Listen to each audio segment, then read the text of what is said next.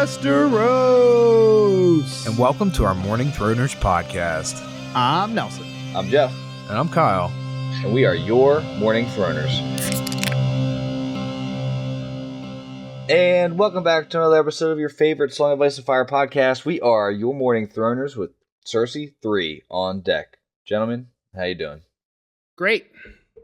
We were in this weird situation where we had like a bunch of episodes recorded. Like we had like 3 or 4. So the recording times were like a month before publishing times. Well, the holidays just happened. A lot of stuff's going on. I was sick. We just ran out. So now we're caught up. So this is being recorded right after, in between Christmas and New Year's. Should come out right after New Year's. It's kind of... They do. It kind of matters to some of the fans who comment regularly because it's more back-to-back that you'll be Especially hearing. how hot we come in with some of our takes. You want to be up to date with the takes. All right. Yeah, fair enough. But yeah, so we're back to recording kind of more on a live schedule. Kyle, what do you think? And we've taken a few weeks off. So, Kyle, what do we think of Cersei 3? Last one we did, as a reminder to you guys, was the Asha one. Yeah, I remember being real down on that Asha one. I'm locked in. I know exactly what happened. I hope so, Jeff. We read the book, man.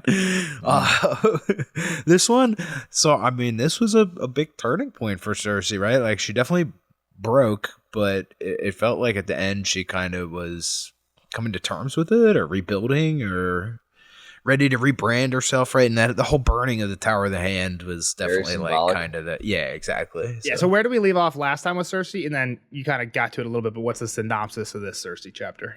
I don't really remember 100% where we left off. She was talking to Kevin, maybe? Yeah, she was trying to figure out who was going to be her hand. Talking to Kevin, funeral stuff.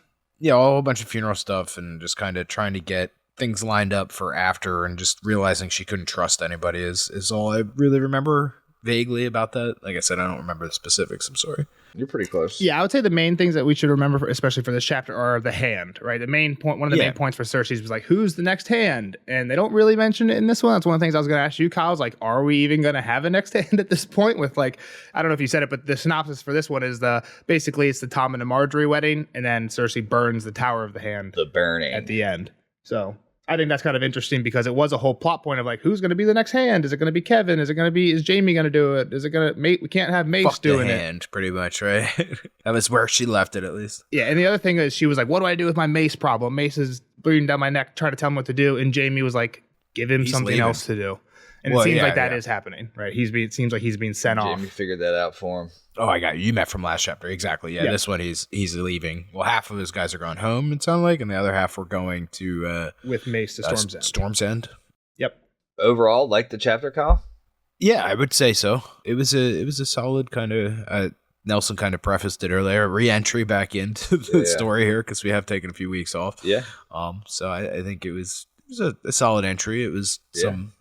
Like I said, some development from Cersei, at least. She's still crazy. Just being in her mind sometimes is great. She's such a bitch, it's kind of fun to read. Like, she just never has a kind thought about anybody. That's true. She's always plotting. The game's always being played. The clock never runs out on her. I think there's literally like 3 times in this chapter where she's like, for half a groat, I would burn this whole place down. Or for half a groat, I would smack you. Or for half a groat, I would throttle you in front of everybody. She just wants to, like... What's a groat, Nelson? They actually don't talk about it, but I think it's a piece of currency. In the real world, it's definitely a currency. Yeah. All right, so let's jump in. Cersei's getting ready for a wedding. I don't know, a little bit of like, whose wedding is it type of thing. Because, she was out there to be wed, right? I don't know if, Kyle, you got that at all, if you knew right away it was Tom. I mean, I wasn't really too worried about it, I guess. I did know the whole Tom and Marjorie thing was coming up, right? Like, that was definitely a known thing. So she has this girl, Celine. Jocelyn Swift is the one helping her now. Yeah, it's a different one. So, okay. So I thought this was the same person. I didn't go back to name check when they do name drop the spy. Sinel does get her breakfast. Sinel gets her the breakfast, but Jocelyn Swift's the one helping her get ready. All right, so she'll be in here soon. She's getting ready. The Bywater girl is getting the brunt. Is it Bywater? What did you just say? Jocelyn Swift. Swift. Too many names. Game of Thrones. Goddamn. The one girl is getting her ready. And she's taking the brunt of just her being angry at this whole deal. But nothing's going right this morning for her. Yeah, she's like, I hope it doesn't rain. Cersei's like, I hope it fucking thunders and lightning and sleet and hail and all of it to match my rage. And like you said, Cersei's even like acknowledging here, like, I'm really pissed off at the Tyrells, but this girl's the one that's here and she's the one that I can take it out on. So she's getting it. Yep, she's just telling her to cinch her dress tighter. She orders then she has breakfast come. Sidel brings that. She goes to crack an egg, and there's a half deformed chick in the egg. Dude, that's gross. That would throw me off for a long time. I feel like that has to happen to them more often though, and they've seen some gross shit though too, Jeff. Like I think it's a little different, but in like this time period type of thing, right? Because like they don't know. The eggs we're eating aren't ever what's it called? Fertilized, right? Yeah. There's some science that goes on, I think, with eggs, but like even sometimes I'll crack an egg and it'll be bloody, right? No. Blood is different. You've never got a bloody egg? You're crazy. No, you definitely get bloody egg every once in a while. It's not necessarily from an embryo. You though, are Nelson. full of shit. Well, I agree with Kyle. That's probably not from an embryo. If it's unfertilized, it doesn't make sense. But you get eggs sometimes that have like a little red in there, and you're like, I'm going to throw this 100%. One out. Just eat it. It's just some that fucking shows blood. that Jeff just isn't a real chef. Jeff tries to claim he's a chef, but if he's never got a bloody egg, dude, I cook eggs 6 times a week probably, and I know you don't. So I hate to tell you, Jeff. Nelson is definitely correct on this. You get some bloody eggs. That must be your Central PA farm eggs, but that is different than a fertilized. Yeah, so I think they could.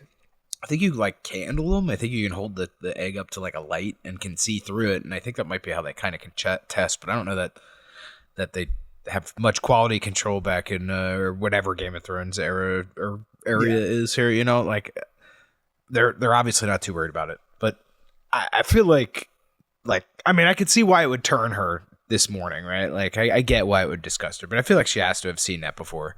Yeah, I mean I don't think it's that big of a point. I think it's just kind of like an ominous symbol, right, for the day to come or whatever. So Jamie shows up next, still pre-wedding. She's still upset that he's unshaven. He's growing his beard out.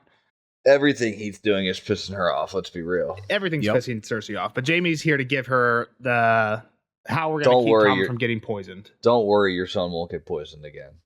Well, I was going to say this earlier. You had said something, I forget what it was, but it was kind of about just Cersei really sums it up in here. Oh, you were talking about how she's always scheming, but here she sums it up in here. It's like whoever's wearing the crown is never safe, right? Like that's she does. I think she brings that line to Jamie at some point.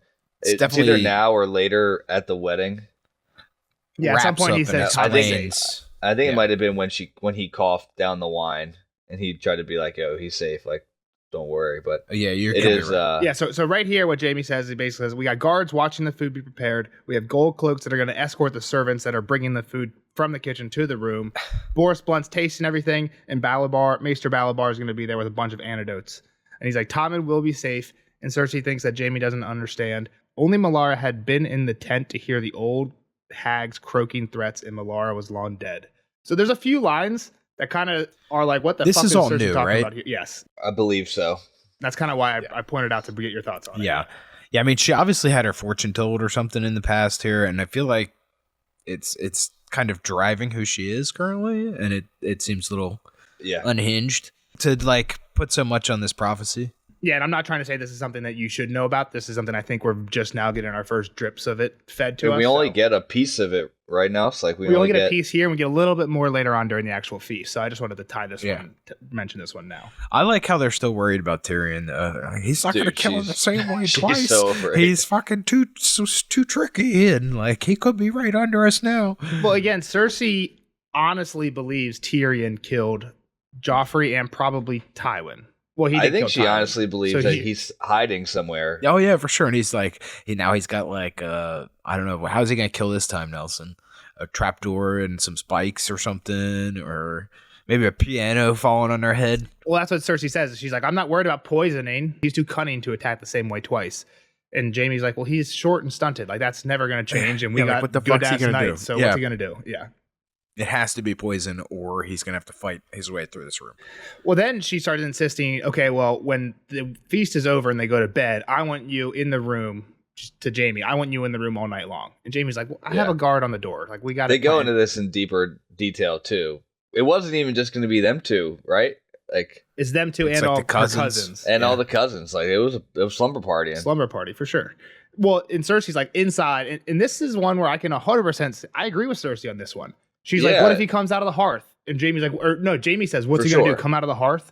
And Cersei's like, he already did that. That's what fucking happened. or something else that you haven't found. Now, and it's, we had learned that they've been knocking down most of the Hand's Tower to it's a shell of itself, right? But yes. they don't know nearly. Like, this is smart by Cersei. Like, even for the set fact that she doesn't trust the Tyrells, and obviously they're going to be whispering sweet somethings into his ear all night. So, and she eventually does say that, where she's just like, I just want eyes in the room. That's what I was gonna say. I think she kind of wanted proof as well that like things weren't consummated. You know, like because that's kind of where she gets later. How old is he too? Throw those ages out. Tommen is what, 8? He's like 9 or something. Yeah. 6. Still less than 9 at Jaime 9 Storm of Swords. So he's 6 when the book starts. He's less than 9 by the end of Storm of Swords. Probably at the max, just turning 9. Okay. And she's about 16? Yeah. 15? Yeah. But I mean, even if nothing happens, right? Like, so she could still say that it did, and then they would have claim that whole kind of thing, right? And that's kind of where, because she gets that later when she says I think it would be frowned upon on her though, no, too, right? Like, well, I think the thing that Cersei's scared of, and the thing is, I don't remember if this actually happens or not, and I think it's probable enough that it might be a spoiler, but like, Tommen's a little kid and he seems to get along just hanging out with Marjorie, right? And Tommen is the king. We kind of talked about this, like with the whole Robert Aaron and the veil thing. Technically, if he says something, it shouldn't matter what anybody else says. Littlefinger Sansa, he's the Lord. It should go, right? So if Tommen has a really good night tonight, just whispering and playing giggles or whatever with Marjorie and her cousins, and then tomorrow Cersei's like, okay, Marjorie, back to the maiden vault, and Tommen's like, no, I really had fun last night. I want Marjorie to stay with me forever. Then that's going to be definitely a problem. Right, and I think maybe that's what the Tyrells are thinking too. Here's where I was at though, Nelson. Though is the next thing she says is that Ossifer Plum was dead, right? And he still fathered a child, and essentially what that means is most likely he was not the father, but this girl, like he's dead, so now she has claim, right? So this girl Marjorie kind of can make up these stories or whatever, and if nobody's in there, Tommen doesn't know what's going on. That's all I'm saying. Yeah. It's like, we actually know this. I like Officer Plum because we actually know this history already. I doubt you guys remember him, but we heard about this guy. I remember everything. Jeff, come on. This guy, Brown Ben Plum. Shows up in a recent Dany chapter. I don't remember. And the dragons seem to kind of like him more than they just naturally like other people. Like one of them just flocks to him or something like that. And Dany's like, wow, like they like you. And he's like, that's because I got a drop of dragon blood in me. And he tells that he's related to this dude, Ossifer Plum, who was married to a Targaryen princess way back when. I think this is literally hundreds of years ago. So what Jaime then says is, oh, is this like the current Lord's dad? Is that why I don't know about him? And Cersei's like, you're ignorant, idiot. Like, this is ancient history that I'm so much smarter than you are. Were your brains all in your sword hand too? It is impressive that Cersei knows this because it is kind of long ago. Yeah, no, it's some history for her. Pretty much my point is, like, anything can happen behind closed doors. And if nobody's in there to pay attention and watch, like, we have no claim to know what happened, right? Yep. So that was really what I was saying. Well, so here's what Brown Ben had told Dany about Ossifer Plum. He's like, I have a drop of dragon blood in me, you know. And she's like, Plum was a creature of the freak companies, an amiable mongrel. He had a broad brown face with a broken nose and a head of nappy gray hair, and his Dothraki mother had bequeathed him large, dark, almond-shaped eyes. He claimed to be part Braavosi, part Summer Islander, part Ibanese, part Cohoric, part Dothraki, part Dornish, and part Westerosi, but this was the first she had heard of Targaryen blood. She asked him, how could that be? Well, said Brown Ben, there was some old Plum in the Seven Kingdoms who wed a dragon princess. My grandma told me the tale. He lived in King Aegon's day. Which King Aegon? 5 Aegons had ruled in Westeros. 5 there were. Well, that's a confusion. I could not give you a number, my queen. This old Plum was a lord, though. Must have been a famous fellow in his day, the talk of all the land. The thing was, begging your royal pardon, he had himself a cock 6 feet long. 3 bells in Dany's braid tinkled when she laughed. You mean 6 inches, I think. Feet, Brown Bed said firmly. If it was inches, who'd want to talk about it now, your grace? Dany giggled like a little girl. Did your grandmother claim she'd actually seen this prodigy? That old crone never did. She was half Ibanese and half Cohoric, never been to Westeros. My grandfather must have told her. Some Dothraki killed him before I was born. Yeah, then he just says he got it from back in the day.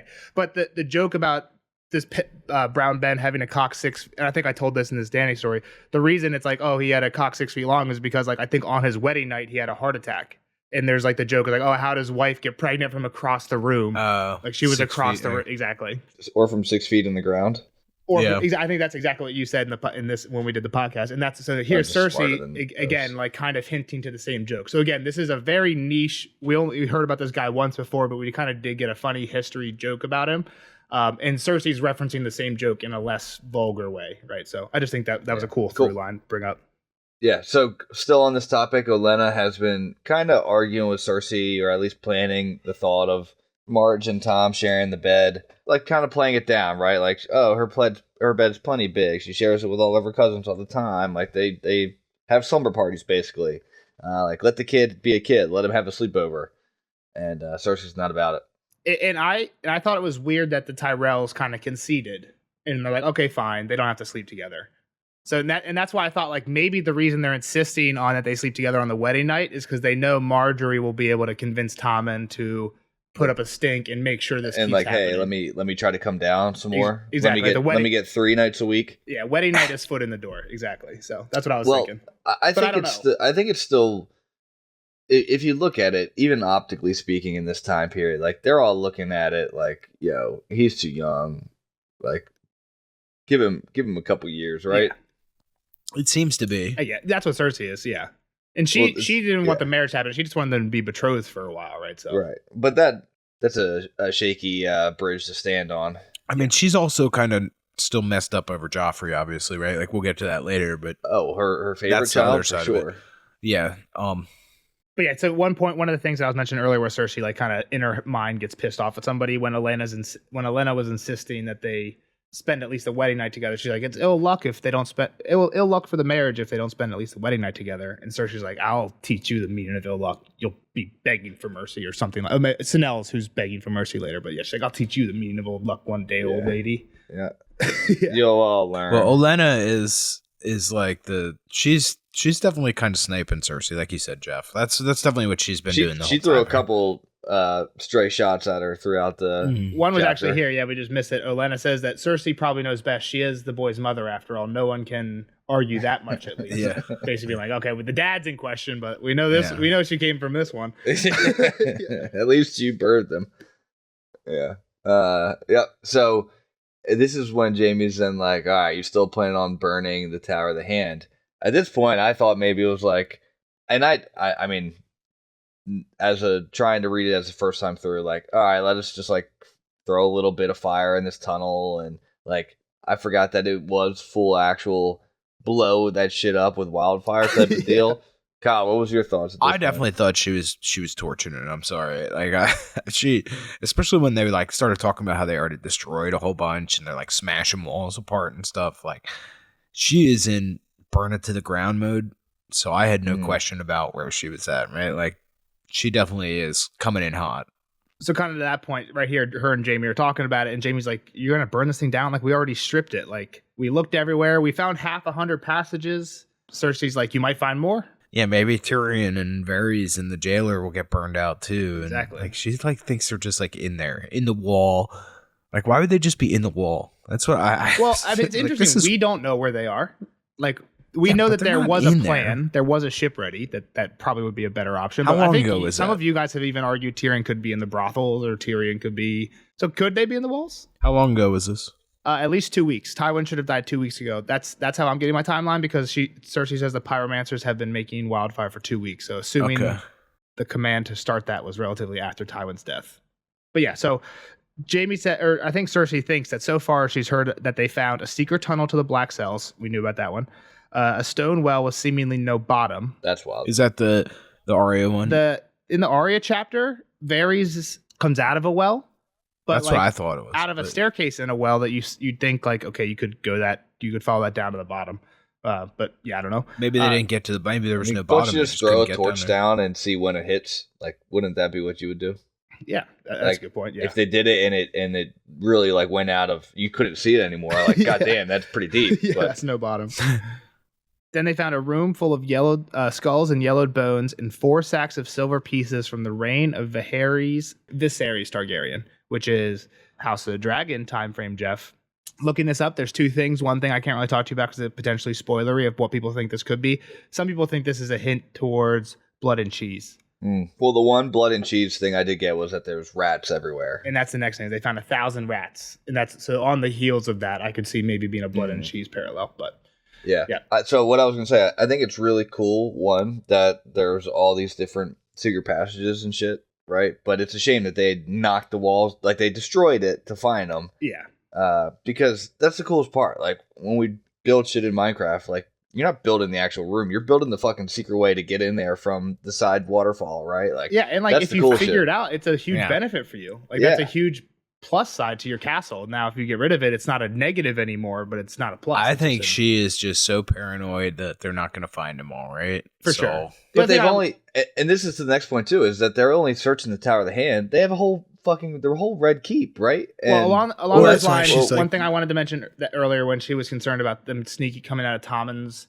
hearth, we as readers are pretty sure that can't happen because what we heard about when the secret tunnels were made was that Maegor put all these secret tunnels in like the Tower of the Hand and like all the castles that were outside Maegor's holdfast. Maegor's holdfast is like the very he didn't want anybody sneaking up on him. On him, exactly. So the very inner castle doesn't, or not that we know of, has any hidden passageways. So, but yes, there's way more than just the Tower of the Hand that does have hidden passageways. Also, I don't know who's trying to kill Tommen that much, right? Like, let me go back to that. Even like, I don't think Tommen has that kind of crosshair on his head.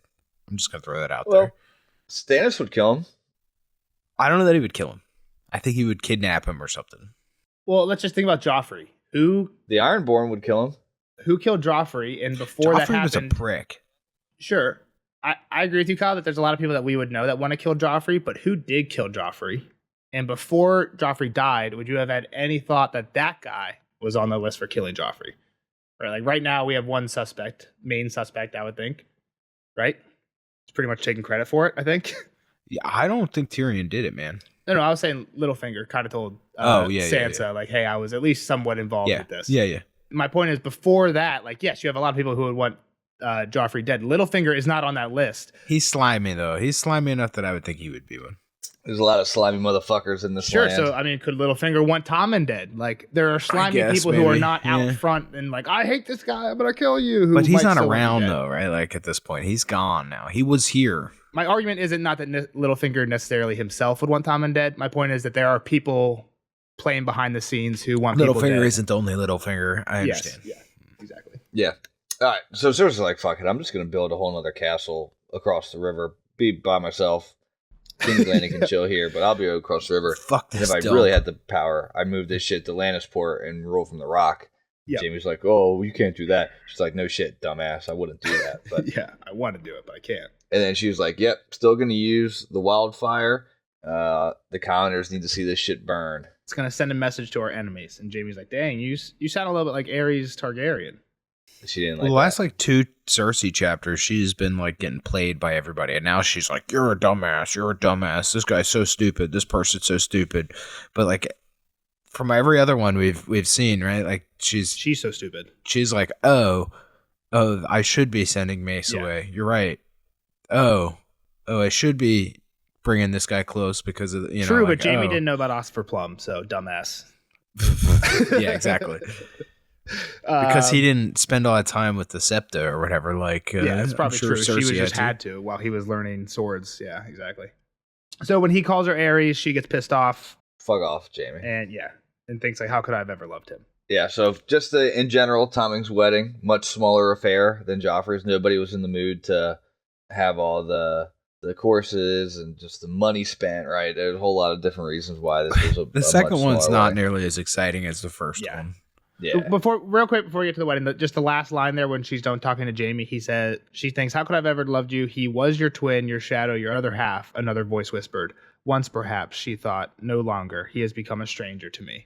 So I feel like we've had similar thoughts about Cersei from Jamie's perspective too, where it's like, what is happening? Well, I like how he says the first, like his response when she like undercuts him completely is just, "I love you too, sweet sister." His response he says it to her a couple times. Yeah, every time she's a bitch, that's his answer. I love you too. Yeah, exactly. So like he's over it too, I guess is what I'm trying to say, right? Like she is fully over it. It sounds like he's definitely over it. That's what we got out of the last chapter, right? Mm-hmm. The last couple, I think they've been growing apart. She tried to come and they tried to be intimate with him in the last one. Is that accurate? She tried to come be intimate with him in White Shore Tower and said no. And then I think at some point she flipped it on him and she was like, "Get your stump off me" or something like that. So yeah, they're not on good terms. Oh, for sure. Yeah, bad deal. So yeah, much smaller wedding. Cersei dressed in black, still mourning Joff, and she thought it was just too soon after his death. Too soon probably for young Tommen just being a boy, and it's all Mace's fault, so he's got to pay for that. Jeff, I want to get your thoughts on this one. Tommen is cloaking Marjorie in a big, heavy cloth of gold Baratheon cloak. About fucking time. And they had a conversation about this. Cersei did want the same cloak that Joffrey used. It's another Olenna, right? Olenna talks shit on her again. And some of the things, like, I think is also in the subtext, not mentioned at all, but it's like, Olenna could have pushed for this in the Joffrey wedding. Like, there's nothing different about this than the Joffrey wedding, except... I think she sees that she's got her on her back foot a little. Well, why? So what's different between now and the Joffrey wedding? There was one other big person in the planning room. Tywin was around. Tywin. So I think a lot of people were afraid to say no to Tywin, and they're not afraid to say no to Cersei about like they're sleeping Dude, it's together. so weird though. It's so weird. Thing. Like every marriage that's happening that had a cloak, right? You cloaked it with the father's cloak, and this is the one exception was Joffrey's. Like red flag, red flag, red flag for sure. And even though even if Tywin just wants, he's all about Lannister, so obviously that's why Tywin's okay with it. We're like, fuck the Baratheons. Like we're taking over. For Cersei sure. wit's it because like Joffrey isn't a Baratheon. Tywin's not a Baratheon, right? But, well, she's definitely a Lannister. She has let's that big point. Yep. Well, is she still Cersei Lannister? But nobody uses sounds last like names. Sounds like that's how they. But I brought that up too because like Catelyn was Catelyn Stark, right? Lysa Arryn, like a lot of people are taking their names, and I don't think Cersei ever is referred to as Cersei Baratheon. That's a good point. Yeah. Hold on. I actually looked this up at one point. I think it has to do with royalty. I think when women marry into the royal family, you can't take the royal name. So the wife never takes the name in the royal family. That's why it's Catelyn Stark. That makes sense. But Cersei Lannister, because she isn't. You can't marry into royal blood, I think is the concept there. It makes sense. I don't. I think I looked this up one time. Like Rhaegar's wife. Who was Rhaegar's wife? She was Martell. Elia Martell, never Elia Targaryen, even after the marriage, because you can't marry into the royal blood. I'm buying to that. Yeah. It does make sense too, like why the royal people would want that as well. Nelson just doesn't know how to react to him. We're not arguing with him. Actually, I fucking hate that idea, Nelson. We so both stupid. accepted his answer. Nelson, that doesn't work. I was just really confused because I'm sure we had this conversation before, and when I was editing, I looked it up and I found this answer. So. No, I think it was a good answer as well. Yeah. Thanks for looking it up a year later. All right. So, but in this, while they're talking about this cloak thing, here's one of the quotes: "The Queen of Thorns had balked her in that as well. That old thing." This is when Cersei's insisting on using the Lannister cloak. "That old thing," the crone had said, "it looks a bit threadbare to me, and I dare say unlucky. And wouldn't a stag be more fitting for King Robert's trueborn son? In my day, a bride donned her husband's colors, not his lady mother's." So again, here she's. Along with the jibe earlier about the her being the twist mother. Twist a knife, man. Yeah. Yeah, she's telling her, hey, I got you. Right? Like, I know what you're doing. I see you. And Cersei's like, there's too many rumors because of Stannis and his stupid letter, so she had to give in on that one. Yep. So the wedding goes through. They walk out. I just kind of have it as, a lot of people kind of give her congratulations as she walks by them. Right, the one guy says like, "Oh, we got two great queens now, even the old one." That's kind of like a backhanded comment too. Like they keep calling her the old queen. Oh, they start calling her the old queen. Yeah, you couldn't call me like the pretty queen and her the fair queen, or like the young queen. Like, so I got to get the names in. So this is Lyle Craycall, who Cersei says is an oath of a knight, who reminds her a bit of her past husband Robert. And yeah, he says Westeros has two queens now. The young one is as beautiful as the old one, and she thinks she should have slapped him. Did we get to the part where she talks about the prophecy? No, that's at the feast. No, we're in the congratulations right after the ceremony. Okay, we'll remember that, I guess. Yep, right? That's on the list for sure. Yeah.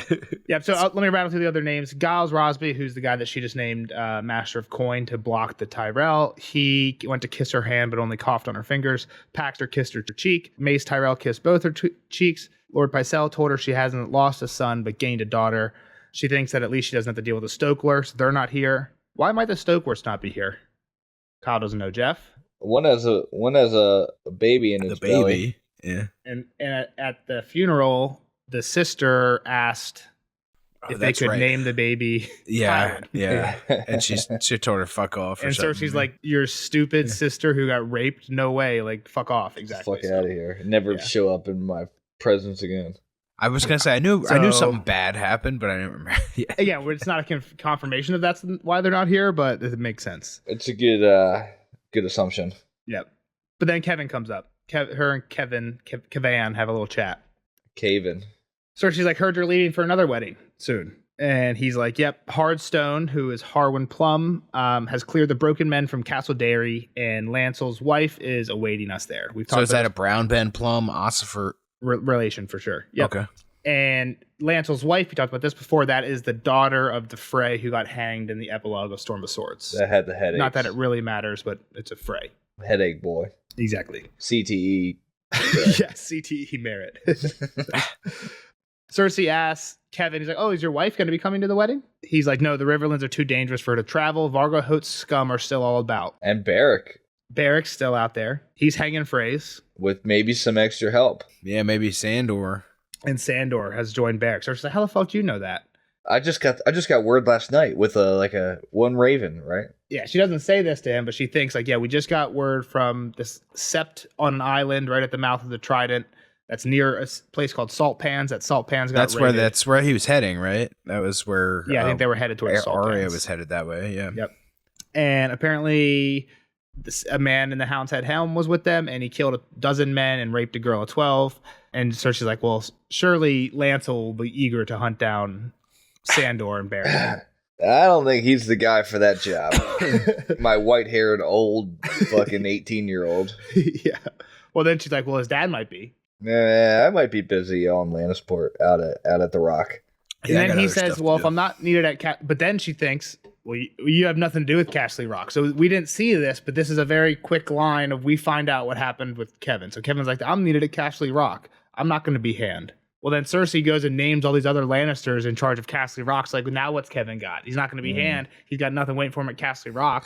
Damien and Devin? Damien is the Castellan, and Devin is the Warden of the Devin? West. No, it's Davin. Yeah, it's Devin for sure. And Cersei thinks insolence comes with a price. And that's why she's thinking this is because she gave away all the stuff that Kevin thought he was going to go take. And now Kevin has nothing to do. He's just going to go retire on the Rock, Kevin. You had a long life. You've done a lot for your brother. Go sit on the beach and fish. Well, she says, go bring me Sandor's head and do that. And Tommen will be very grateful. And Kevin's just like, when a dog goes bad, the problem's with the master, not the dog. Fuck off. And he leaves. Because she's like, Tommen's kind of scared of the Hound, so go take care of him. He's like, well, yeah, good. You're the one. Good reason, right? Yeah. It's your golden child's fault. Exactly. But yeah. So all right, they get walking in. Jaime walks her in, and they talk some shit about the Tyrells. Yeah. So one thing to mention, Cersei's been sipping on wine since breakfast. When she found the egg, okay. when she forgot the bloody egg, she's like, "Fuck breakfast, bring me wine." So she's just getting after it. That was mulled wine though. That doesn't count as a drink. I've never had Like wine, to your tally. That's like drinking coffee. If you boil it, you boil the alcohol out, right? Well, I don't know how long you have to boil it for that to be true. But I was gonna say neither of you are right. I was just trying to make it not seem like an I know alcoholic. Jeff was making a trolling. joke. Yeah. I was Doesn't also count if you kind of drink it with your trolling. left hand, Yeah. right? That kind of thing. Yeah. So she's pissed off again. She's like, this shouldn't be happening. She should be mourning Joffrey, not marrying his brother. She's like, and I don't believe she's a maid. Renly had a cock, didn't he? Like, I know her brother. I know Renly's brother. Renly definitely had a cock if he's anything like her brother. Is that a hint that Robert had a big dick? What's that mean? Or just that he liked to use it? I think it's more so like he had to use Rob had to use it. Yeah, it's most nights. He was driven. His brains was in his cock, so Renly Yeah. definitely had one type thing. Yeah. I don't know how well endowed he was based off of that line, but And then she starts talking shit on Olenna, and Jamie's like, don't worry, she'll be gone soon enough. She's leaving to go back tomorrow. Mace is leaving. We kind of mentioned some of this earlier. He's leaving to go to Storm's End. He's taking half the Tyrells with him. Garland, who's the eldest son, he was given Brightwater Keep. Brightwater Keep is the seat of the Florents, who took Stannis' side. oh wow, kick those foxes out. Exactly. So he was kind of given one of the top castles in the Reach because of this. So he's taking the other half of Stannis' men because that castle's probably not empty. Not Like, Stannis. Tyrells, man. the Tyrell men, because that castle's probably not empty. Most of the Florents were with Stannis, but they probably left some people there, so it's not just like a hey, this is mine now type thing. So exactly, he's got an army. They're leaving. Jamie's like, in a few days, the only roses that'll be in the city will be Marjorie and her cousins and a few guards. And their little cousins. And Cersei's like, are you forgetting about your brother, Loras?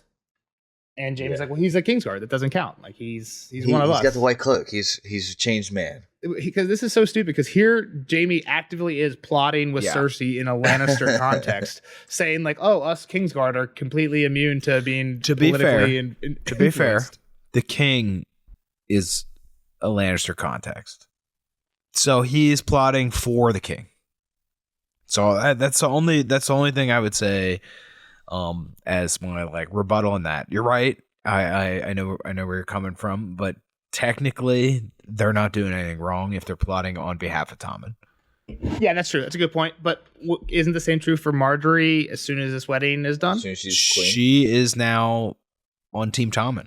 Yeah, so if Loras is plotting for Marjorie, he's plotting for Tommen. Team Tommen. Yeah. No, not if it's not benefiting Tommen. Okay, that's fair. If it's Tyrell scheming anti-Lannister, Yes. then they're treasoners. Yep, fair. So that's just the rule of who's in charge, right? So. And Jaime here, he's like, yeah, the White Cloak, his point is the White Cloak changes a man. She's like, it definitely changed you, but not for the better. And he's like, I love you too, sweet sister. And I think this is kind of crazy. Like, Jaime's Dude's changed obviously better in like the last 2 months, right? Like, Jaime was Well, that Jaime too, yeah. for the first, I don't know how many years he was wearing the White Cloak. No, he was good until he, right? Wasn't he a good knight? I don't And think he didn't was even bad after he killed the king, but like he was very like he's kind of dropped his like cocky persona, like I'm the best swordsman ever, like Yeah. who wants to fight me, like I poop gold type stuff. Like he's much more like focused on doing his job in a very good way and like trying to present himself in I feel like in a good way, or at least the way he's talking to Cersei. I think Kyle's point is it's unclear what Jaime was like before he killed the king. He might have been kind of like, hey, I'm a Kingsguard. This is my shit now. Yeah. That's a No, gray I area do. when you're serving a very cruel king. But I agree with you, Jeff, that after he killed the Yeah. king and everyone in the kingdoms is like, wow, fuck this guy. He's an oathbreaker. Yeah, then he once kind of you- took once on he this got like, the fuck all you Kingslayer. guys. Yeah. for sure. That definitely And now pushed he's him kind over of the edge. he's kind of coming back to the no, I can still do the right thing type. You call me whatever you Kingsguard want. I'm going to mentality. be a good knight. Yeah. But yeah, so they all get seated. Marjorie, Ivis comes up and they share kind of a bullshit, kiss combo. Like, oh, I can't wait for you. I just gained you as a mother. Like, I hope we're so close. Yeah. Like, you don't believe that. You're a liar. Yeah. And she's like, our love for Tommen would unite us. And Cersei's like, I love both my sons. And Marjorie's like, oh, I love Joffrey too, but I never got to know him like I wish I did. And she's like, shut the fuck up, you liar. She doesn't say it, but she thinks it to herself. She thinks it for sure. And Yeah. hey, come on, shut up. Well, I love how she's like, his crown was all you ever wanted, and like that's all she wants, right? Like she's projecting. That's all any of them want, right? That's Yes. all any of them want. Game of Thrones. we don't And know that's that all. though, All Jeff. they want is her money. Like they don't give a shit if it's like the Tyra. They want their money in their army, right? Like nobody's married. Nobody's marriage was for love. The only Oh, reason yeah. the Tyrells are here is because the Lannisters need the Tyrell money and army. Exactly. Yeah. No wedding was for love that we Yeah. really know of Yes. at this point. Rob. Yeah, well, you saw where that fucking ended. That's true. That fucked him. This feast, Jeff kind of mentioned everything here is way less simple. Cersei didn't even have anything to do with organizing it this time. It was all Lady Illyri, who's Marjorie's mom. She had enough of Cersei had enough after the last wedding. Only 7 courses. Butterbumps and Moonboy were the entertainment. There were some singers and stuff. There was a dashing young singer The Blue Bard. in all shades of azure who called himself the Blue Bard. He sang a few love songs and retired. And Lady Olenna complained loudly, "What a disappointment! I was hoping for the Reigns of Castamere." Because at Joffrey's wedding, they literally had like 20 versions of. I need to have a beer with Olenna. Okay, that's a good point. I forgot about that. I thought she was saying I was hoping that there was going to be a massacre because that's also No, I what think she's triggered the joking massacre. that- The phrase. Yeah. At the Joffrey's wedding, they had like a contest of singers with 7 different singers, and they each played. Everybody kept doing it. Yeah, I do remember that. Well, it's good. It makes sense too, because again, Tywin was at that wedding, and that song's about how Yeah, badass Tywin is. So they're all trying to impress Tywin. Yeah. But true. this is it's his theme song. So this is the kind of prophecy-ish stuff, Kyle. So when Cersei looked at Olenna, the face of Maggie the Frog seemed to float before her eyes, wrinkled and terrible and wise. Well, what did she call her before? Hang on, The it wasn't hag. Maggie. She called her the old hag. Well, I thought. There's something with an M. Nah, it was her friend that was with them, Marlene. It wasn't Marlene, but it was close. Malara. Malara. Okay. Marlene. Malara is like apparently the only other person who was there and saw this. But yeah. Marley. Okay. So what she says about this is, in truth, the bent back sorceress had looked nothing like the Queen of Thorns. Yet somehow the sight of Lady Olena's nasty little smile was enough to put her back in Maggie's tent again. She could still remember the smell of it, redolent with queer Eastern spices and the softness of Maggie's gums as she sucked the blood from Cersei's finger. "Queen you shall be," the old woman had promised, with her lips still wet and red and glistening. Until there comes another, younger and more beautiful, to cast you down and take all that you hold dear. Yep. So that's kind of what we get about it. That was a good one. Good voice by you. Who could be our other young, Arya. beautiful woman across the ocean trying to come Arya. back and claim the throne? Daenerys. Daenerys. Yes. Yeah. So Interesting prophecy. yeah. She could be looking in the wrong direction, I guess, kind of what I'm getting at. But she is constantly like, is this lady more beautiful than me? Is she younger than me? Is this girl? Blah, blah, blah, blah, blah. And she's definitely living her life in fear of this. Yeah, so that's exactly Cersei's next thought. Is Cersei's like, okay, my only clue is I'm looking out for someone more beautiful than me. And Marjorie ain't it in Cersei's mind. Yeah. You are not her. Do you know how hard it is to bowl a 200? I showed that video to my sister for the first time over the weekend. She was loving it. You know how hard it is to bowl a 280? You are 280. not him. You are not him. That was great. Oh, man. Yeah, so Cersei's like, Marjorie's only pretty because she's young. Even peasant girls look good when they're young. We have heard that Cersei is getting older, right? She's got a tad older, and yeah. Well, that's what Cersei's focusing on. She's like, the only reason she's more beautiful is because she's youthful. And even peasant girls are pretty when they're young. Like, like I'm still more... Anybody who thinks that Marjorie's more beautiful than me is a fool. Which, we don't know, but... Yeah, we'll see. Beauty is in the eye of the beholder. Cersei's supposed to be pretty good looking. And so a couple of toasts go through. Mace starts it off. To king and queen. Cersei does not like that. Have to drink to it, though. Yep. Can't... She's drinking anything tonight, too. She's trying to get... Yeah. drunk. Then Paxter at least remembers Cersei, and he says to both the queens, young and old. Again, kind of a little back in there. The young and old. I thought you said that earlier. Yeah, somebody did say that earlier. Okay. Lyle Craig first said it. Yep.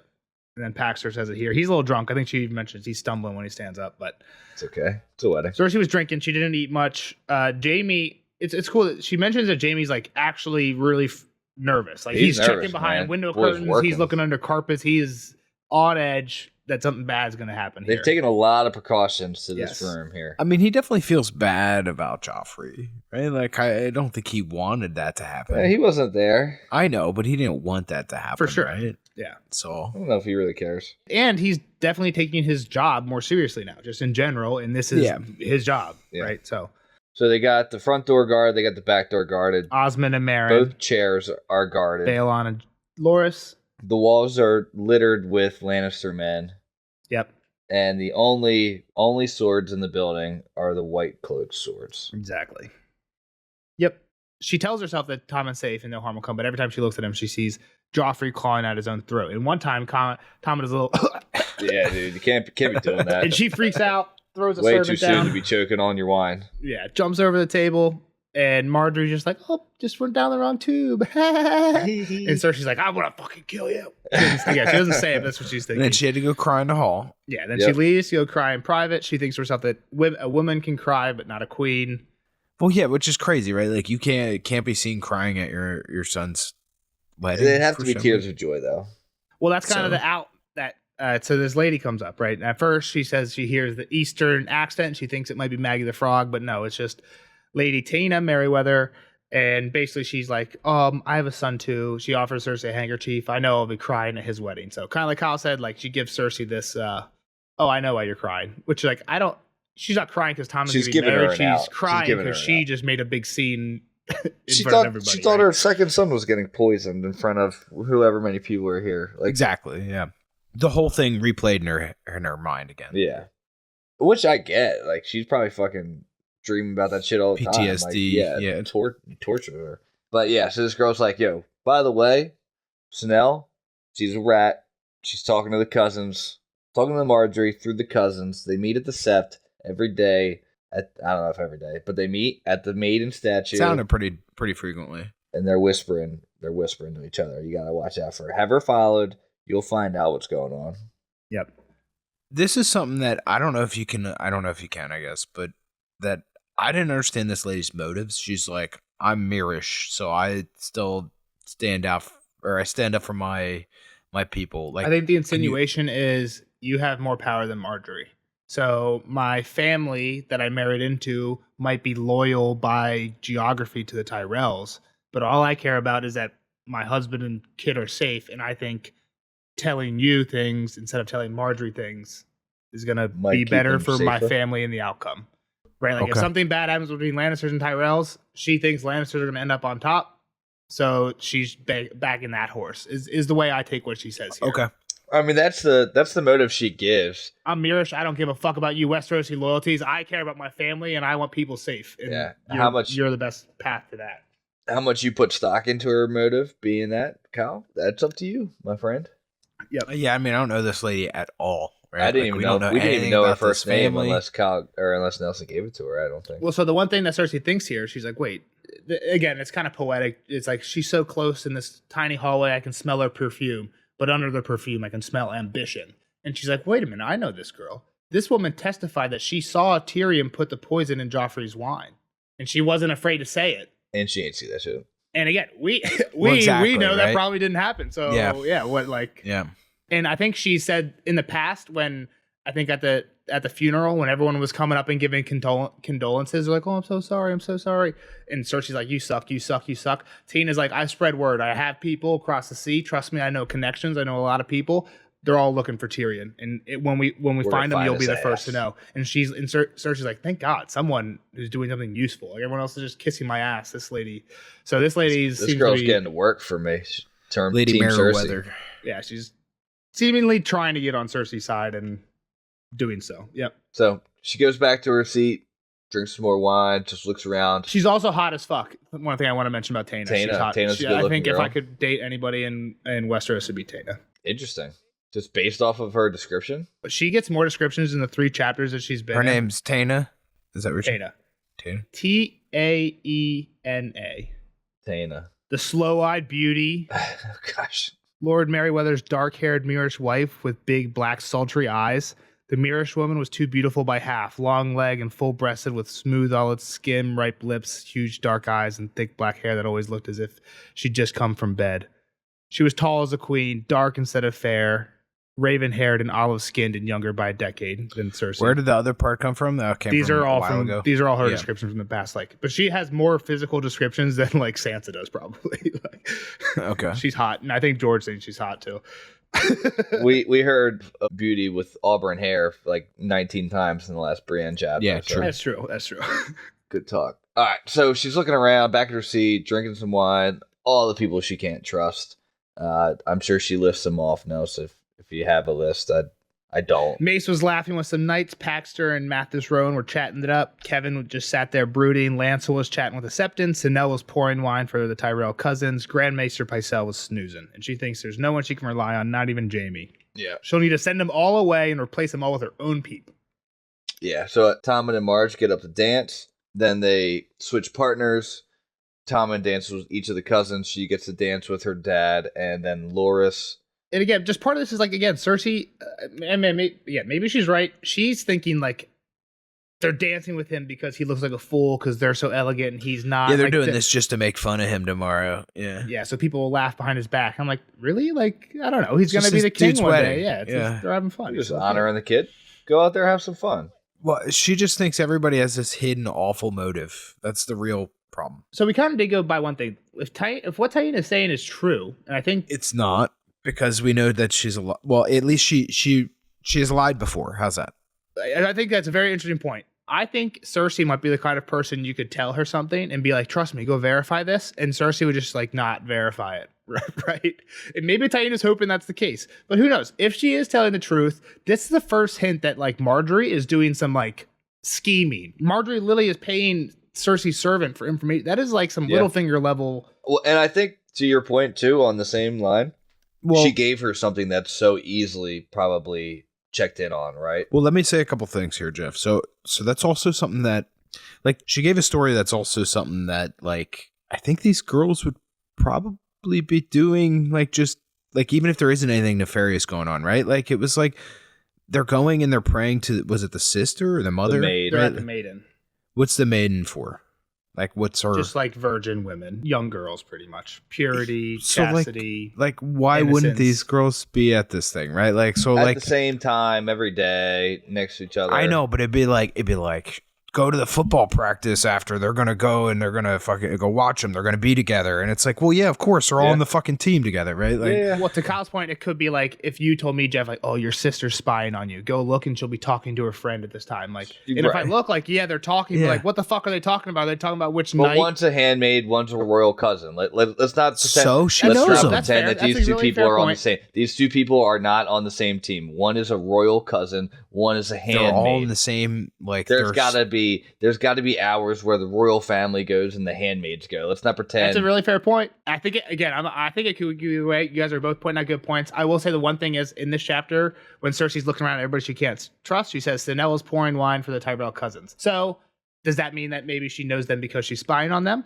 Does she know maybe she is just friends with them and it's like a class thing, so they can't really be out in the open hanging out, but they like to whisper every once in a while? She's also Queen's servant, so like she's hanging out with these people. Like these are the people that she's around all the time. That's true. These cousins are Marjorie's servants serving in the same them, way. not around on the same plane as them. Like Cersei's other servant is Jocelyn Swift, who's a highborn lady. What are you saying? So like Jocelyn Swift, Cersei's other handmaiden, would fit in just fine with these girls. Right, like they're in the same class system. So even if Sinel, and we don't know her last name, which means she's probably more lowborn, even if she is like more lowborn, maybe just out of occupation. Well, they're the same age and they're around each other a bunch. I'm not saying they should be talking to each other, Jeff, but these are little girls, right? Like as well. Like I don't know their ages. It's whatever. They're 16 and under, right? Like they're still like Arya was friends with a butcher's boy.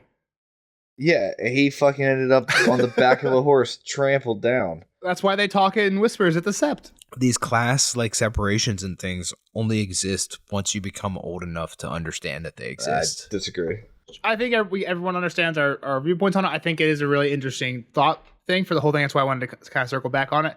The whole point though there is like, if this is happening, then Marjorie is doing way more scheming than we thought. Like I said, this is like Varys Littlefinger level. Let's have a spy in the inner circle. And yes, and that's but so let me also say though that seems more like maybe Lady Olenna is doing it through Marjorie or something.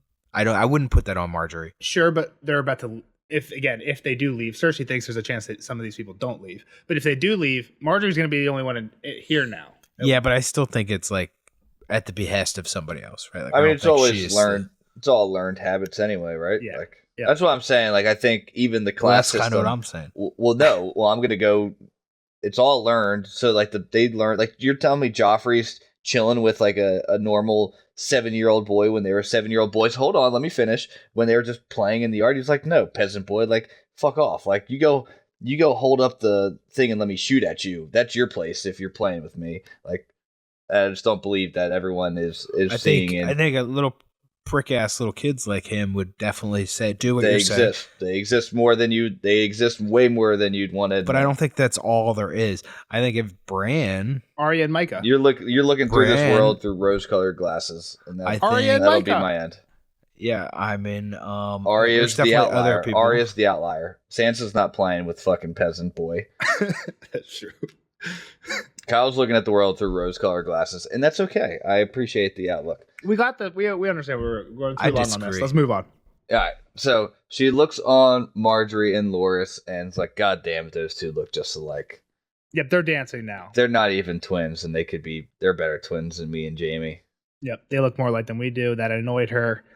And then Jamie comes up. He's like, "Hey, do you want to dance?" Get your fucking stuff off me. She's like, "Oh, you want to fumble at me with your stupid stump? No, but you can fill my wine if you can do that without spilling." He's like, "A cripple like me, not likely." Great comeback. Great comeback. Get bent, sweet sister. Just pretty much she had to she had to pour her own wine. Then she refused Mace and Lancel, and then everybody else kind of took the hint. Nobody else asked her. She thinks that she doesn't even know if she can trust the Western lords anymore because she kind of made enemies with Kevin. So now, like, they might be conspiring. Marjorie was dancing with Alla. Mega was dancing with Talad the Tall. And Eleanor was sharing a cup of wine with the handsome bastard of Driftmark, Orain Waters, who was a lean young man with gray-green eyes, long silver gold hair. And Cersei thinks that when she had first seen this cat, for a second, she's like, holy fuck, was that Rhaegar? Double take. Rhaegar's back. But no. Pretty cool. Just, he's a bastard of House Velaryon. And they're like a kind of an old Valyrian house, just like the Targaryens. So they have a lot of similar features.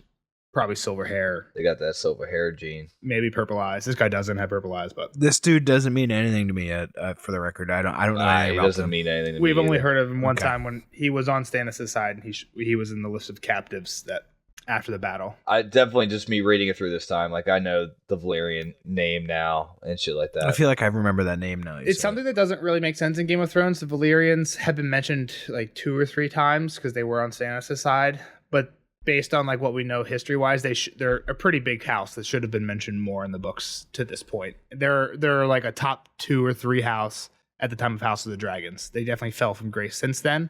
Like in Game of Thrones, you have Starks, Lannisters, Tyrells. Great. Yeah. Greyjoys. In House of Dragons, you have Targaryens, Valerians, and Hightowers. So like they're one of the main 3 players back then. They definitely fell from grace. Even in the books, they definitely fell from grace, but I think they should have been mentioned a little bit more than they have been. But Yeah, I mean they're mentioned like a low. Now that I know them from the House of Dragons, they're like not even like important to the like they were like the Navy, right? They were yeah, they were the full Navy pretty much back then. They're pretty important. Yeah. so they're dancing around, and she spots Mace in the back, kind of talking with Garland now. Garland the gallant, but if he's any gallant, he's a douchebag in Cersei's mind. Yeah, like what the fuck? What are they talking? What do they have to talk about? He's on my. He's supposed to be on my side. Like this is what like Cersei's Yeah. delusional. She's Well, like, they found that shit under his chamber. I Right? spat in this guy's face. She didn't actually do that, but she did. I think pour wine on his face, pour wine over his head while saying like, "You're not going to be hand douchebag. Go back to Castle Rock. Or you're not going to do that either." Then she gave away his job to Castle Rock in that meeting in the earlier Cersei chapter. She literally like poured wine on his head. Well, on whose head? Kevin is who. I thought we were talking about Mace and Garland. No, Kevin's talking to Garland. Oh, I thought it was Mace and Garland. So here Cersei's like, what do they have to talk about? Like, why would this guy on my team be talking to Garland who's on the other team? And like, first off, Kevin is so not on your team anymore. Like, Yeah. And second off, I've said it before, the Tyrells are on your team now. This marriage makes everyone on the same team. So there is no your versus mine anymore. It should all be ours. Right? It's like in history in medieval times, 2 families who hate each other. That was the point. Get married and they stop hating each other. That's how we solve that feud. It doesn't just continue on. So, yeah, Cersei's not getting that. She thinks about the gold coin. She's like, in Qyburn, he did find that gold coin from the High Gardens. That's what I was talking about. Yeah. This came from their land. It was near the crime scene at the jailers under the jailer cell. And now I know Marjorie's spying on me. Like, yeah, they have to be. Yeah, this is all adding up. It's all adding up. It's like Cersei's already going crazy Who's with Pepe paranoia. Sylvia? Yeah. And she also spots Snell serving some wine and shit too, and Yep. she's like, "I'm gonna burn you to the fucking ground." Well, Snell pours her more wine. So Cersei just poured herself more wine because Jaime said no. And then Snell's pouring her wine again. So Cersei's just Throw him back, baby. doing 12-ounce curls. And yeah, she's like, I want to throttle you in front of everybody. This is one of the times again where she just like goes unhinged in her mind. You treacherous little bitch. But Jaime cuts her off. He's like, I think Cersei's had enough. And she stands up really quick and almost falls over. And he has to grab her. And then she's like, That hang happens on. sometimes without the wine. You just go a little lightheaded sometimes. She's hammered. She stands up. She gets everyone's attention. She's like, everybody outside. We're going to light a candle. Celebrate this union. I wasn't thinking about this either. I thought they were literally about to go to the sept. It's funny because I've read this. I don't know how long ago now, but like It's been a while. I'm basically reading it for the first time again. Kyle, what did you think they were doing with the candle? Were you thinking tower burn? Well, I did remember. I was like, oh wait, she wanted to light the tower on fire. Yeah. It's good. She's good metaphor. fucking crazy lady. I was like, oh fuck, that's what she's doing. Well, I mean, I like immediately the next thing is dark and forlorn stood the tower of the hand. So like it didn't give me time to get too confused. But yeah, then they go right into like it's already pretty much destroyed. Like it's I knew Jaime tore it apart, but then once they're like, yeah, you can tell it's torn apart from the outside. Shit's boarded up. Like yeah, like I mean, this isn't such a loss at this point to me. Read this quote, Kyle. Dark and forlorn stood the tower of the hand, with only gaping holes where oaken doors and shuttered windows had once been. Yet even ruined and slighted, it loomed above the outer ward. As the wedding guests filed out of the small hall, they passed beneath its shadow. When Cersei looked up, she saw the tower's crenellated battlements gnawing at the hunter's moon, and wondered for a moment how many hands of how many kings had made their home there over the past 3 centuries. Yep, pause. So then basically she tells Helene to commence. She gives a signal. Archers shoot arrows to the windows. Skip ahead a little bit, Kyle, to the tower went up in a whoosh. The tower went up with a whoosh. In half a heartbeat, its interior was alive with light, red, yellow, orange, and green. An ominous dark green, the color of bile and jade and pyromancer's piss. The substance, the alchemist named it, but common folk called it wildfire. 50 pots have been placed inside the Tower of the Hand, along with logs and casks of pitch, and the greater part of the worldly possessions of a dwarf named Tyrion Lannister. It's a great little added bonus that we're just burning his shit up. Going a little bit. The queen could feel the heat of those green flames. The pyromancers said that only 3 things burned hotter than their substance: dragon flame, the fires beneath the earth, and the summer sun. Some of the ladies gasped when the first flames appeared in the windows, licking up the outer walls like long green tongues. Others cheered and made toasts. It is beautiful, she thought. As beautiful as Joffrey when they laid him in my arms. And when he got on the nipple. Yeah. Yeah, so one thing, the reason I stopped there where I had it stopped is the one sentence says others cheered, others made toast. I always think it's weird when a sentence starts with the word others because then it makes others be capital. Is it a capital O? So it's like, oh, which others were cheering? The others cheered, and probably and not made those toast. others. Yeah, but it's like the Tower of the Hand is burning. Like if they're bad and they want the fall of mankind, like that's something that the others hated that tower. That tower meant so much to them. I also think in that last paragraph there. 3 things burn. I think this is a really stupid quote. 3 things burned hotter than wildfire: dragon flame, the fires beneath the earth, and a hot sunny day. Like what the summer sun? Like what? That's such a stupid third thing. It's just I think actually the sun. The actual sun. Yeah. Not how it feels on a fucking 90-degree day. That's how it sounds when it says the summer sun. Well, I think the more stupid part is that are we assuming they know that it's a globe? Like. There's fire in the middle. They know that. There's a core to this. But I mean, they're pyromancers, Jeff. They probably just assume everything's on fire. Well, I think that just means volcanoes. Like Dragonstone is on a volcano. I think that just means lava.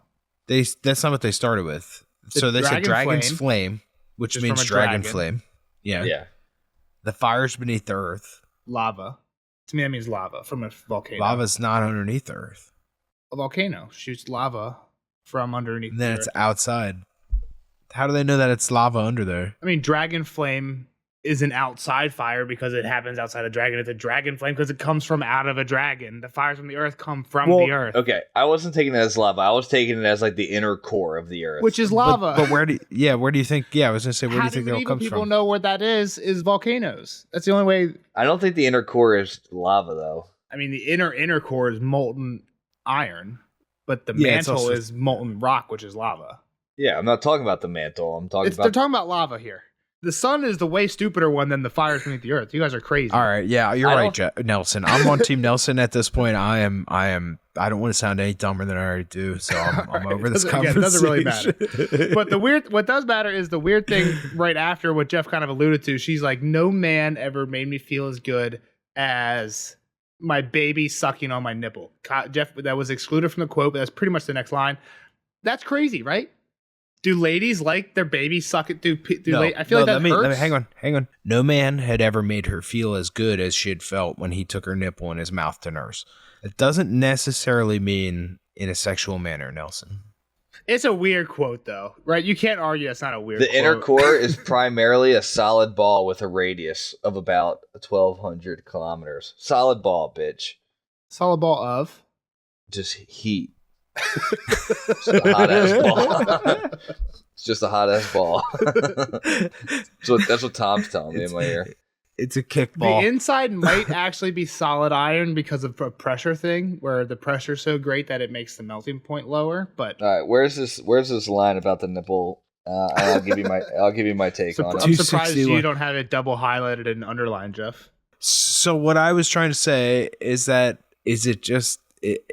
her firstborn son, right? Like changed her life is the way that it could also be interpreted. I think that's definitely supposed to be. I think that's probably what he's supposed to be. I don't think George is trying to be a total creep here or a weirdo, but I think that's how a lot of people, I'm sure, read it. I think it's more so of just like a happiness type of thing. That's what I'm saying. Sexually, having this is her firstborn son. No man has ever changed her life as much as that one. That's fair. Right? Yeah, it's a weird way to say it. I'll take it on that. It is extremely strange. Could have said what you just said. I've witnessed that moment. It's pretty. No man had ever made her feel so good as he exited my vagina. Yeah, exactly. So. So then, while she's watching this thing burn, she thinks of all the hands she ever knew. They're dead and burning, all of them. Fuck them all. List them up. Owen Merriweather, John Connington, Lord Carlton, Chelstead, Jon Arryn, Eddard Stark, Tyrion Lannister, and Tywin Lannister most of all. She says they're all burning now with their plots and schemes and betrayals. It's her day, her castle, and her kingdom. Olenna's like, all right, this was cool. Time for bed for the old lady. Well, it collapsed. It collapses. Read that paragraph, Kyle. The Tower of the Hand gave out a sudden groan, so loud that all the conversation stopped abruptly. Stone cracked and split, and part of the upper battlements fell away and landed with a crash that shook the hill, sending up a cloud of dust and smoke. As fresh air rushed in through the broken masonry, the fire surged upward. Green flames leapt into the sky and whirled around each other. Tommen shied away, till Marjorie took his hand and said, "Look, the flames are dancing, just as we did, my love." Yep. Then Tommen does a classic thing like, "Ooh, mommy, look, they're dancing." Yeah. Cersei's like, "How long will this shit burn?" Helene's like, all fucking night. I like how she waited until after. Right? Like, Yeah, she this didn't isn't care a question. before lighting. Like, yeah, beforehand. Like, you just lit the biggest bonfire in King's Landing, lady. Yep. Olenna is there with left and right, and she's like, "It did make a pretty candle, bright enough to send him to bed. It's time to bed the king and queen." So she's like, "Okay, Jamie, come escort them to their pillows." Who should take you? And Jamie's like, "Should I escort you too?" Nah, I'm just going to chill here and look a little bit longer. Osmond will stay with me. Yep. Little Moving linked on. arm. A little linked arm Yeah. action. A little bit of slapping Jamie's face. And that's it. Dun, dun, dun. That's the kind of the part of the rebirth that I was talking about with Cersei earlier, where she kind of turned the corner and now here she is with Osmond, right? Like, so. I will say on the part of rebirth, a lot of people think that this Tower of the Hand is very reminiscent of Dany walking into the fire at the very end of her chapter. I would Cersei's agree with not that. walking in, but like she's Yeah. like bathing and the She heat should've falls walked in. over and there's a crack. It's kind of like how the dragons hatch. There's big cracks in the dragon's hatch. So, yep, Agreed. cool. All right, Kyle, thoughts, final. I mean, I think we covered it, really. I don't I know. think I we don't know did where good. this is going, I guess. Like, so she's obviously kind of like I kind of talked about Merriweather, Lady Mary, was that the right? Tana. I talked about how I thought she would feel, or like what I maybe not her motives, but Pointed question: do we get a hand? Kind of asked you the that. at the hand beginning. thing. I don't know, man. I don't know who she would pick at this point, right? Like, there's definitely not a dude. Does she use one of these kettle blacks? Like, that would be kind of strange, I think, to pull somebody off of the Kingsguard. But like, they seem to be the only people she trusts currently. I guess that's where I'm at. So. Okay. Yeah, she does pretty much say she doesn't trust anybody. That's her whole problem right now. Yeah, and So, but then she's, hand around dude. So she obviously kind of trusts him yep. enough to bang him. Cool. All right. If nothing else for this one, the next chapter, do you see who that is? The Soiled Knight or something like Ooh, that. the Soiled Knight. Who could that be? My guess, and I didn't really read into it, would be, I'm hoping it's the Onion Knight Davos, but I don't know. We haven't heard from Davos in a while, so We'll find out. We'll find out. he's due, right? He might be dead. He might be dead. That might be how Stannis got north fast enough. They burned him. We know they burned somebody. We don't know. Or he might be due for a chapter. Or it might be due. Yeah, we'll find out next Yeah, time. could be both. Yeah, I agree. All right. We'll find out next time Deuces, Kyle. for the Soiled Knight. See Kyle then. See the rest of you guys in the spoiler section. Bye. Later, nerds. Spoiler alert! Spoiler alert!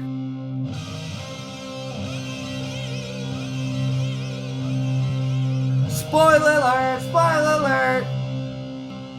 Bye, Kyle. Well, Kyle, thanks for hanging out with us. See you next time for the Soiled Knight, who isn't Davos. Not Davos. Ares Oakheart. Yeah, Kyle wasn't picking that one up. I picked it up. Yeah, no one would ever pick that up. No one would ever pick that up on the first read. But what's going on? Yeah, what's going on in Cersei? And spoilers. You got anything, Jeff? Well, we know that there's a lot that comes along, without going through the whole book. Osmond obviously diddling, and then there's a lot of with the cousins and the slumber parties and that whole deal, right? I don't know how deep you want to get into that. Nah, I don't think. Well, I guess some of the things I wasn't thinking about that we should talk about is the Sinel stuff Yeah, with Lady Tana. I don't know if Lady Tana. I don't think we know. I think it's still unclear by the end of the books if she is actually helping Cersei or not. I think we get more hints that she's not. Yeah. That she's like paid by Marjorie to kind of like tell Cersei some stuff, but not the big stuff, right? Mhm. Type things. That's my point of view. And the reason I think that is because later on, Cersei's like, oh, bring your son to court. And she's basically like, nah, I definitely don't want to do that. Tatum does not want to bring her son to court. I remember you bring that up, that she never wants to bring her son to get Squire or whatever. Well, Cersei's like, Tommen needs friends. Your son sounds like a perfect friend or like a ward. And Tatum's like, yeah, it'd be great. Like after the wedding or after this or after that or later on. Just keeps moving the timeline. Yeah. So I think that's a hint that she doesn't want her son around Cersei because at some point Cersei's going to be mad with Taena. So in terms of, I think the conversation we have with Kyle though is like pretty honest and open, not even spoilery. Like we don't know a lot of this stuff. It could have been like Kyle was saying, they could just be friends. They could not be spying at all. And maybe Taena knows this and she's like, oh, if Cersei looks for this, she will see them whispering and she will just assume and go crazy. What sucks is I think Cersei gives Sanel to Qyburn, which we don't know exactly what happens then, but Qyburn tells Cersei at one point, oh, I've used up all the women. Cersei gives Sanel Qyburn? She gives Qyburn Sanel.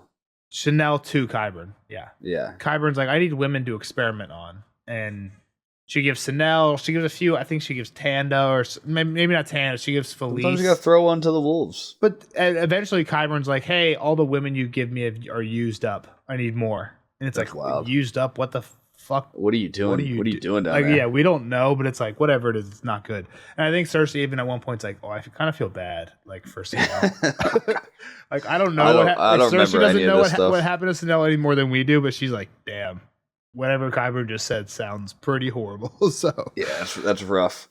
yeah, That's a rough deal. I think the one thing I had on my notes was just the Hound, and I know we don't know still. Like we think we know, right? There's a guy that sounds we know exactly. this one. We know that this isn't the Hound. We know Roarg takes the This Hound's is helmet. Roarg. Yeah, I do know that, but just the Hound in general. What the fuck's actually going on with the Hound? Well, I think my biggest question when reading this was how did Roarg steal the Hound's helmet? When did Roarg get the Hound's helmet? I'm not sure about that. Yeah. Question to you: Cersei gets a letter about the Hound. Yeah. Where does that letter come from? Do you remember when you read this chapter? I said it in the podcast too, but it comes from a sept on an island at from the the Salt mouth Pans. of the Trident, Yeah. which is near Salt Pans, not Salt Pans itself. It's a septry on an island at the mouth of the Trident, near Salt Pans. I'd have to look at the map. We have a chapter here later.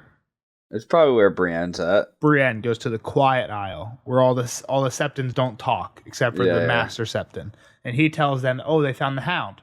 Well, this is where we see the Hound, the Gravedigger. Right? There's a guy with a cowl on his face, so you can't see his face, and he's digging a grave, and there's a dog next to him that he pets, and a warhorse. The Septon at the Quiet Isle tells him that they have Stranger. He basically says like, "Oh, he says the Hound is dead. I found him. I buried him. I put him to rest." But the thought is that he's saying the Hound is dead. Sandor is like a new man. Is alive. And the hint to your pointing out is yes, Stranger, Sandor's horse, is on the Quiet Isle. But what we know about Stranger is that like no man can really control this horse except for the Hound. And to get to the Quiet Isle, you have to like walk this like tightrope, this like weird path hidden under the water. So how could anyone but you should the have Hound? the Game of Thrones word for that. Causeway. There you go. Way to pull that one out. So the thought is, how could anybody have walked this causeway except for the Hound with Stranger? So yeah, that's why everybody thinks that the Hound is at the Quiet Isle. I think when I was looking this up, I couldn't really find exactly where Roarg stole the helmet from the Hound. I don't know if we know, but the thought is it might be near the Quiet Isle. Actually, I just remembered. I couldn't find it when I was looking it up, but now I remember. I'm fucking blanking on it right now. But the head guy at the Quiet Isle. What do they call him? Like the elder brother. Elder brother. I'm so fucking. That was a good at call. this fucking That was a book. good call by you. The elder brother tells Brienne that he found the Hound and he buried him and he put the Hound's head helm above the grave. So the Roarg found the helm probably above an empty grave, or the guy probably left it on the end of the road to like symbolize leaving the Hound behind. I could even see like they tossed it in the river or something like that, and yeah.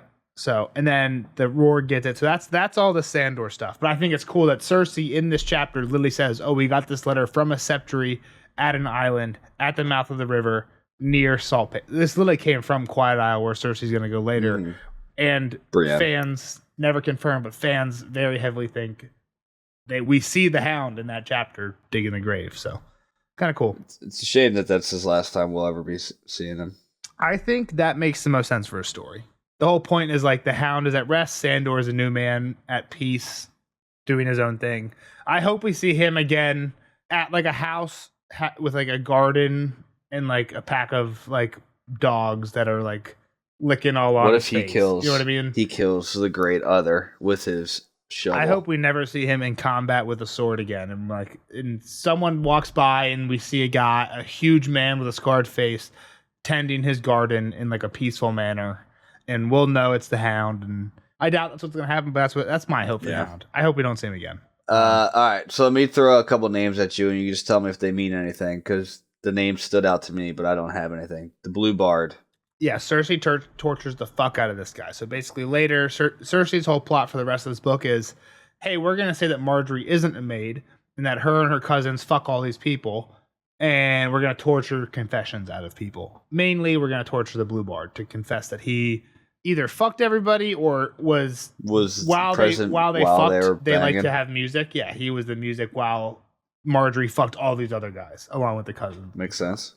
So yeah, he gets tortured like crazy, which again I think is a definite parallel to Marillion, especially because we'd mentioned in the last Sansa chapter, we don't really know, even at the end of the Dance of Dragons, what is really going on with Marillion. He might be alive still. It's a bad time to be a singer, I'll tell you that. You're getting tortured for false info, basically. Yep. All right, second name, Araine Waters.